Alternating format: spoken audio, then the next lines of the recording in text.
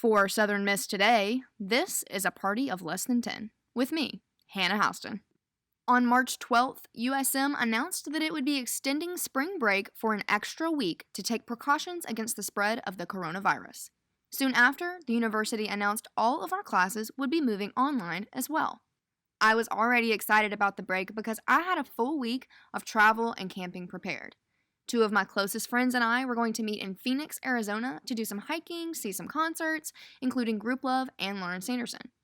So originally our trip was supposed to mostly take place in Arizona. We were going to drive to Phoenix, Arizona, meet one of our friends, go to a concert, and then go to, the Grand Canyon, Antelope Canyon, and, maybe a few other places in Arizona.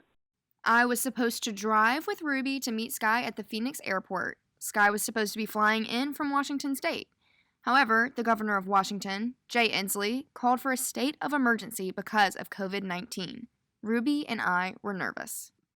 So because of the coronavirus, we were no longer able to meet up with our friend in Arizona due to her being from Washington, where, one of the biggest outbreaks of the coronavirus is. So she ended up not coming just for the safety of herself, for us, and for others. Skye was nervous.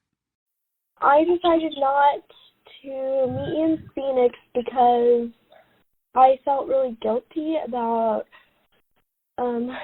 coming from a state that was really red because of all the cases that we had and spreading it to people who have weaker immune systems.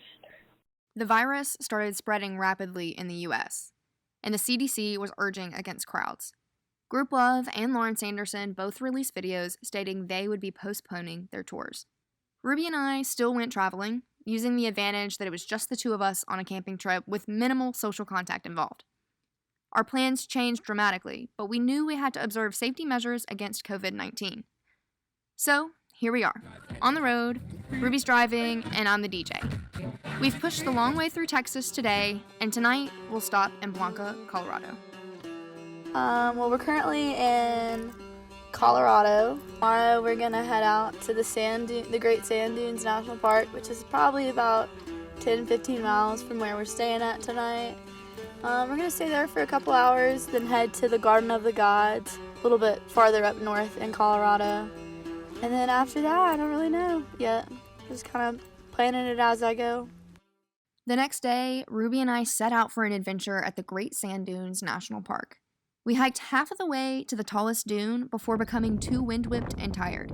There were not many people on the dunes, and there was plenty of room to stay far apart from one another. The National Parks Service has closed down most visitor centers, but is still allowing guests into the parks as long as they follow social distancing guidelines.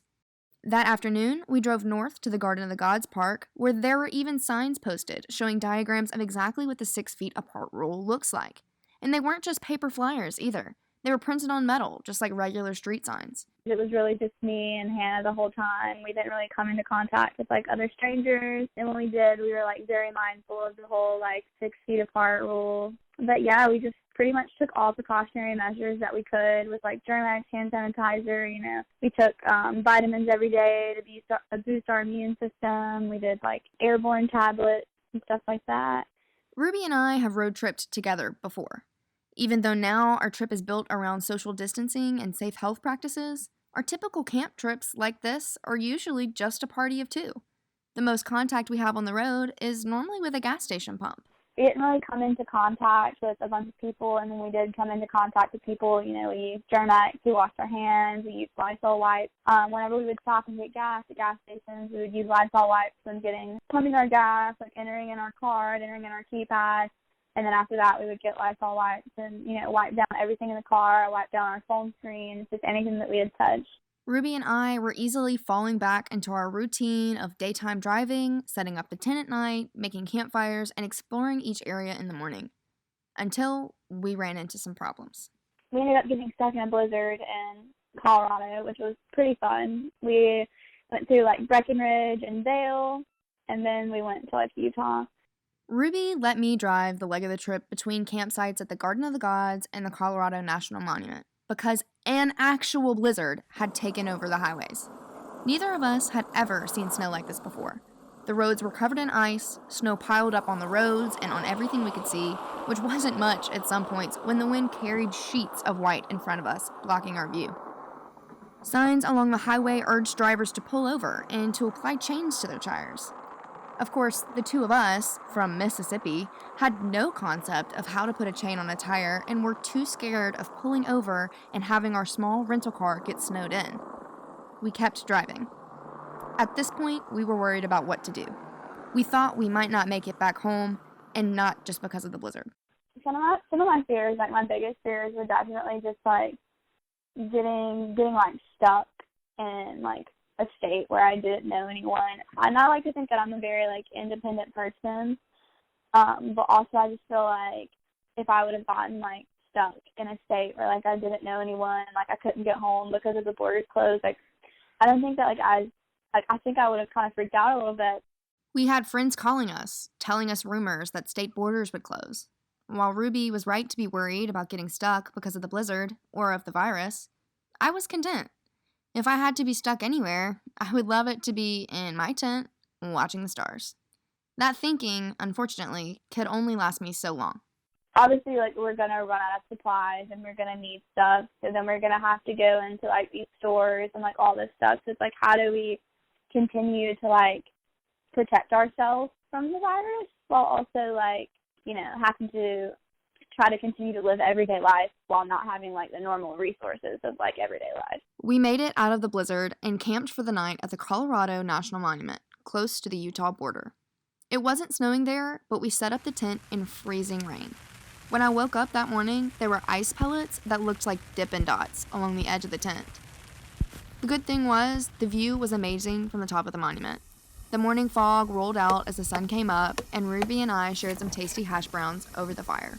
It's fun being on the open road, seeing all the change of scenery, which is only like 300 miles apart, so it's kind of crazy. Thankfully, the campsites along the way back home would be behind the storm and in the sunshine. The hard problems now were just tedious things. Cold showers, those are not fun. You know, not always having a campsite that has a shower or a campsite that you can wash your dishes. Despite the obstacles that made the trip difficult, I still feel alive when I'm on the road. Camping, for me, is my happy place. Ruby and I love climbing the mountains, seeing wild horses in the desert, and just chasing adventure and challenge. I like the daily life that you live, like, when you're camping, because it's like, instead of waking up to, like, an alarm, like, in the morning or something, like, your body just kind of naturally wakes up when, like, the sun rises, and you kind of just make your own rules. You kind of, like, you go to bed when the sun sets.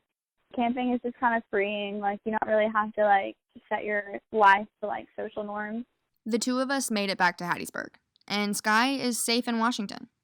The question now is how the party will continue. It feels really overwhelming and a little hopeless because it's really about, like, taking it seriously and who's not. Everyone feels a little helpless, like, during this whole coronavirus thing because, you know, the only way really to prevent yourself from getting it is to social distance yourself, and, you know, social distance yourself is not fun. This has been a party of less than 10 with me, Hannah Houston, for 7 Miss Today.